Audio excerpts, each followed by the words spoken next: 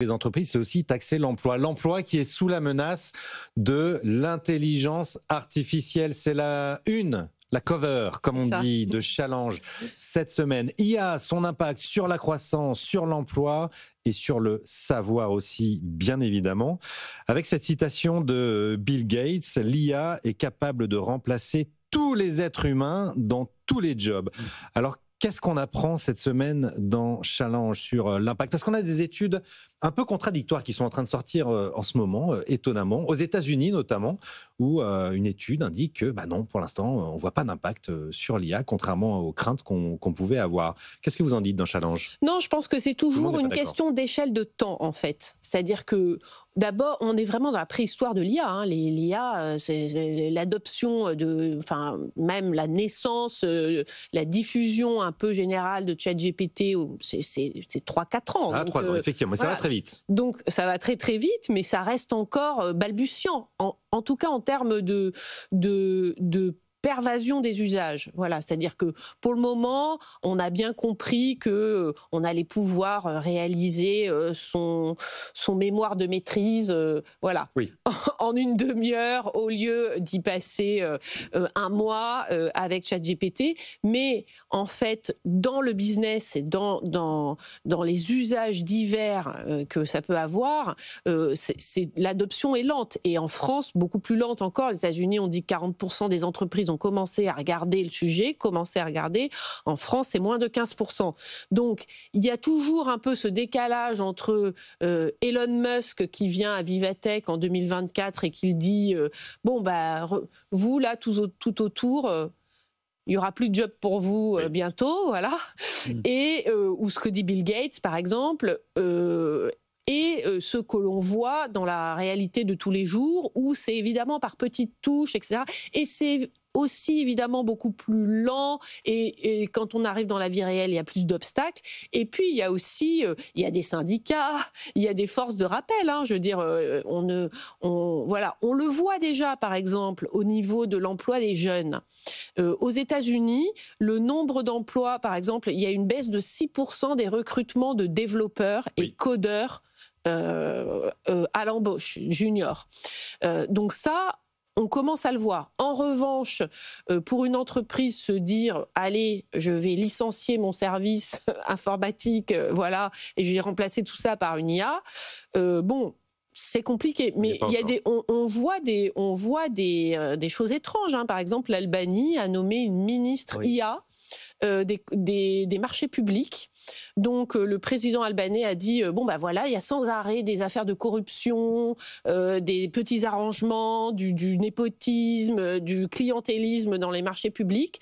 Donc voilà, je vous présente, je ne sais plus, Dinia, je crois, elle s'appelle. Donc c'est une IA, et désormais tous les marchés publics vont passer dans l'algorithme, et le choix du candidat sera ainsi impartial, et on fera les meilleures affaires. L'IA comme outil anti-corruption, on ne l'avait pas vu venir celui-là.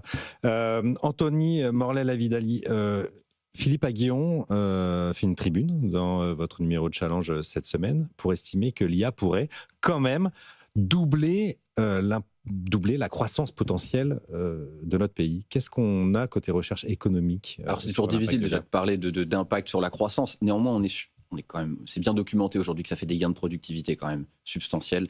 On a du mal à les voir pour l'instant dans la productivité française. Alors ça c'est vrai, parce que c'est peut-être un faible l'adoption aussi. C'est ça, c'est parce qu'on est en retard, je pense, dans l'adoption. On commence à opposer IA et emploi comme on l'a fait avec les robots par exemple.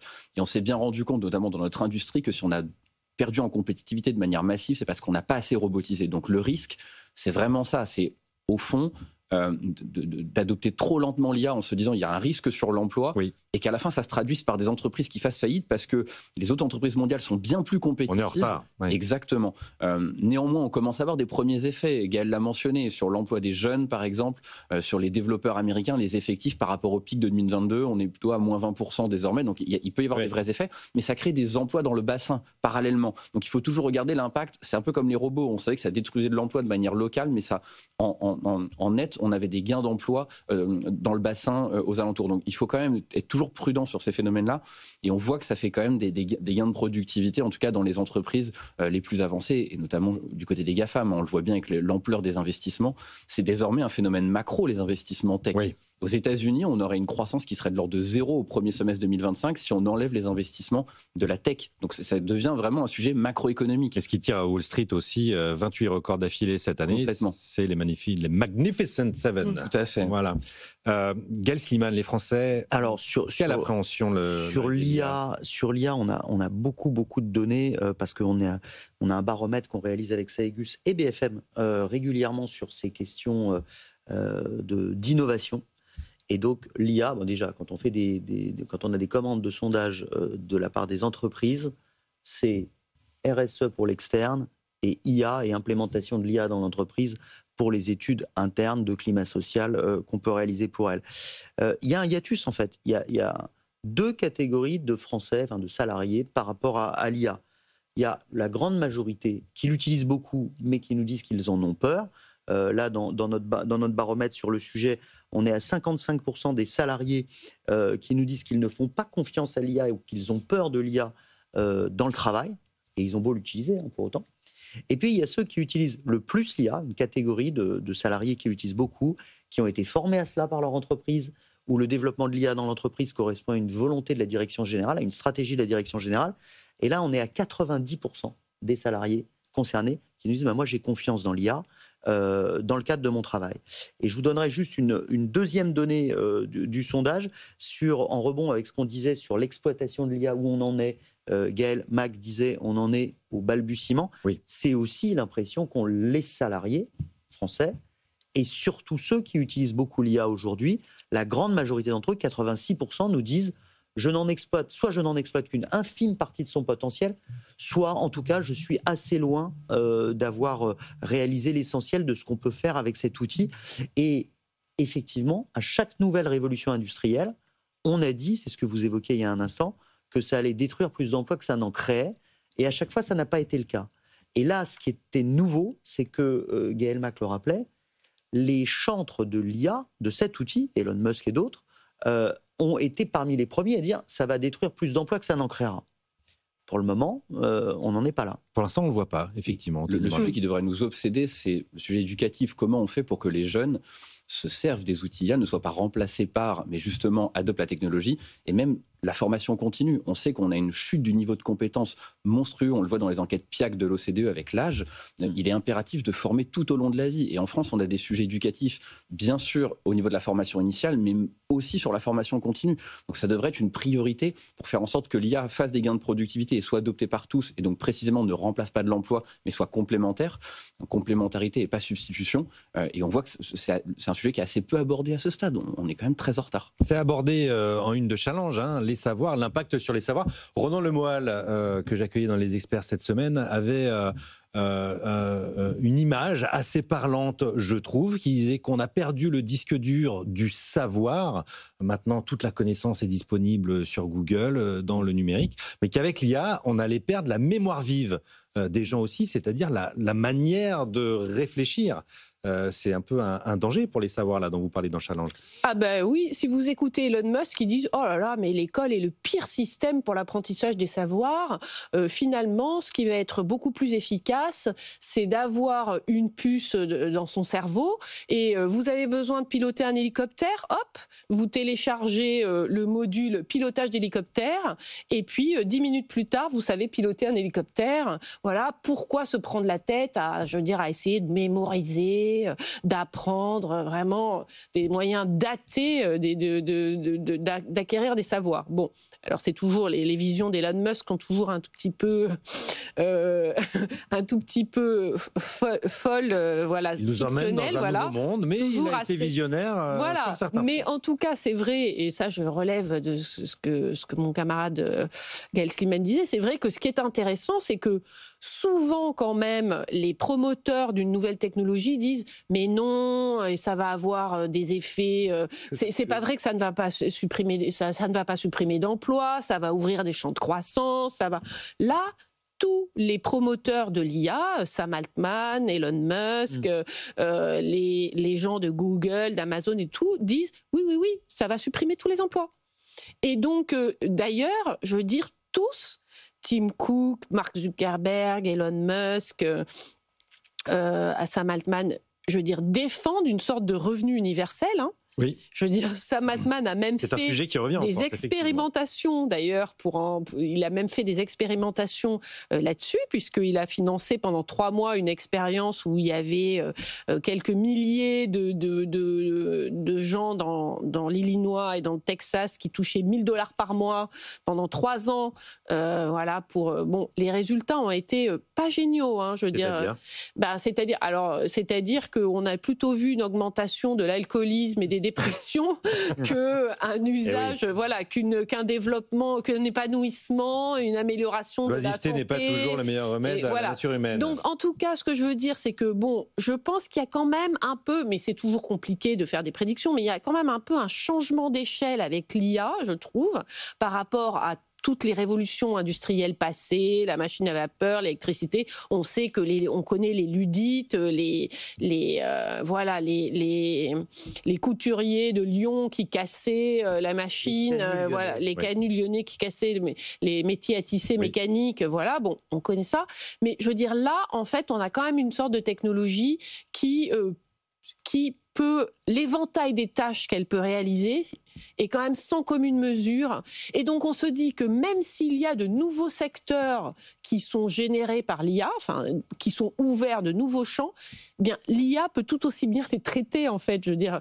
Et parfois même un peu mieux. C'est ça. Donc, même s'il y a de nouveaux secteurs de croissance qui sont générés par le développement de l'IA, ça ne changera pas l'idée que finalement, l'IA pourrait aussi se charger de ces nouveaux secteurs-là et que, en fait, tout un tas de tâches, mais vraiment du plus haut niveau, parce que je veux dire, la différence de l'IA, c'est que ça touche vraiment les cols blancs. Oui. Hein, c'est pas seulement, on parle pas là des ouvriers dans les lignes de production, dans les usines, on parle aussi d'eux, mais enfin eux, la robotisation s'en est bien chargée déjà. Mais là, on parle vraiment des consultants de McKinsey, on parle des avocats, on parle des médecins. Oui, des médecins, chirurgiens dans la santé. Exactement. Donc on parle quand même vraiment d'un sujet de col blanc et là on se dit finalement qu'est-ce qui pourrait vraiment ne pas être fait par une IA et en tout cas, c'est intéressant de voir que ceux qui en sont à l'origine pensent eux-mêmes avoir un espèce d'outil complet qui va remplacer les besoins humains d'emploi. Voilà. Bon, la solution passera peut-être par la régulation. Là où je bémoliserai un tout petit peu en disant, pour la première fois, on voit vraiment un choc avoir des conséquences macroéconomiques. Dans les données, nous les économistes, on le voit ce choc. Ce qui était quand même pas vraiment le cas de la révolution d'éthique au début des années 2000 où on essayait de prendre la loupe pour regarder un peu technologie de l'information et de la communication. Exactement. On essaie de regarder un petit peu les effets sur la productivité ou sur l'investissement et on peinait à faire... On ne voyait pas l'arrivée des ordinateurs, effectivement. Là, désormais, les GAFAM, c'est tellement énorme en termes d'ampleur d'investissement que ça se voit dans les données américaines. Donc là, c'est quand même un phénomène qui, en termes de montant, pour commencer, est visible. Et puis par ailleurs, on s'inquiète beaucoup du vieillissement démographique, notamment en Europe. Donc j'ai envie de dire, si on est en capacité d'avoir des outils qui nous permettent de faire de la production, alors qu'on parle de pénurie de main-d'œuvre de manière croissante, c'est pas plus mal. Et sachant qu'encore une fois, tous les métiers ne sont pas automatisables. Vous l'avez très bien dit, la construction, les métiers du care, du soin, dont on va avoir de plus en plus besoin, c'est des métiers où l'IA va pouvoir aider, bien sûr, mais ne remplace pas l'homme. Je pense qu'il y a vraiment une voie de passage pour faire de la productivité, faire de la croissance, sans que ça détruise de l'emploi. En tout cas, on se pose plutôt la question aujourd'hui des pénuries futures d'emploi qu'au contraire d'une hausse durable du taux de chômage. On se pose même la question de pourquoi est-ce qu'en l'absence de création nette d'emploi, le taux de chômage ne remonte pas partout en Europe, mais même aux États-Unis. Donc on est plutôt dans ce moment où le vieillissement est en train de conduire à structurellement... Non, mais c'est l'échelle de temps, c'est toujours ça. C'est-à-dire, effectivement, je veux dire, aujourd'hui, les effets ne sont pas du tout visibles et on cherche au contraire à recruter beaucoup d'ingénieurs pour l'IA. L'IA a encore besoin de beaucoup d'intelligence humaine, hein, je veux dire, actuellement. Oui. Donc c'est sûr, et c'est peut-être pas même dans les 10 ans à venir, voilà. Mais c'est plutôt quand Elon Musk qui veut aller sur Mars, hein, donc il n'est pas en train de réfléchir à 5 ans, à 1 an, à 5 ans, à 10 ans. Lui, il réfléchit à 100 ans. Donc effectivement, c'est plutôt le monde qui vient, mais plutôt dans 30 ans, 40 ans, 50 ans. Et si on regarde en tant que conjoncturiste, je veux dire, les indicateurs aujourd'hui, on verra des changements évidemment beaucoup plus faibles. Bon, je sens qu'on va encore en parler longtemps dans les experts de l'intelligence artificielle. L'aventure, l'épopée de l'IA ne fait que commencer. Il y a un autre phénomène qui secoue le monde depuis 6 mois, c'est Donald Trump et son Liberation Day. Souvenez-vous, c'était le 2 avril en fait. On fête les 6 mois aujourd'hui. Le 2 avril dernier, Donald Trump annonçait des tarifs réciproques contre tous les pays du monde entier. On va faire le bilan entre nous, entre les experts, là, 6 mois plus tard, Anthony Morlet, en France, en Europe et dans le monde. Mais en France, est-ce que ça nous a beaucoup secoué ? Pas vraiment, et le monde non plus, pour l'instant, j'ai envie de dire. J'insiste bien sur le pour l'instant. On a même vu que le commerce mondial a plutôt accéléré sur le début d'année, parce qu'en réalité, pas mal d'importateurs, notamment américains, avaient anticipé. Ça, c'était au premier trimestre. De faire des stocks, mais la réalité, c'est que ça a quand même stimulé et la production et les imports. Donc et ça n'a pas créé de choc inflationniste, encore une fois, à date, parce que des stocks, parce que les entreprises américaines ont en partie pris sur leur marge. Donc pour l'instant, c'est un peu un scénario boucle d'or, parce que au fond, on se dit il y a des tarifs douaniers, mais ça n'a pas d'impact négatif majeur. Pour moi, c'est un petit peu comme s'il y avait un séisme en mer et que vous êtes sur la rive et que vous attendez l'ampleur de la vague. En fait, on ne la voit pas encore et on se pose la question. Comme pour l'IA. Peut-être. C'est ça, une question de temporalité. Et le choc inflationniste aux États-Unis, bien qu'il soit retardé, je pense qu'il ne faut pas l'exclure. Alors pour l'instant, on ne voit pas grand-chose dans les données, c'est très clair. Mais ça met du temps un peu, non ? Tout à fait. Les canaux de transmission, il faut déjà avoir en tête que, d'une part, les exportateurs peuvent prendre, pour commencer au début, sur leur propre marge et exporter un peu moins cher. Les distributeurs peuvent le faire aussi aux États-Unis, les entreprises qui importent. Donc ça ne se voit pas tout de suite dans les prix à la consommation. Mais il y a vraiment ce risque-là, d'autant qu'on est dans un moment où le marché du travail américain ralentit. Donc pour l'instant, pas de choc majeur. Mais maintenant que la poussière va redescendre, que le gros des effets d'anticipation sont passés, on va probablement avoir un contre-coup sur le commerce mondial. Et c'est là que ça va se durcir véritablement. Les Français, ils l'ont perçu, Gaël Slimane. Les Français, surtout sur ces questions autour de Donald Trump, ça abîme aussi l'image de nos dirigeants en France et en Europe, parce qu'on n'a pas bien compris, on l'a sondé dans le cadre de notre baromètre économique et dans le cadre d'autres études, on n'a pas bien compris pourquoi on ne proposait pas de réciprocité. Pourquoi on baissait notre froc, si vous me passez l'expression. Et donc, l'attitude d'Ursula von der Leyen et ce qui s'est passé cet été, c'est quelque chose qui est très mal passé. Quand on interroge nos concitoyens, à juste titre, parce qu'en fait, ils ont parfaitement compris comment fonctionne Donald Trump. C'est pas très difficile, il a déjà été président.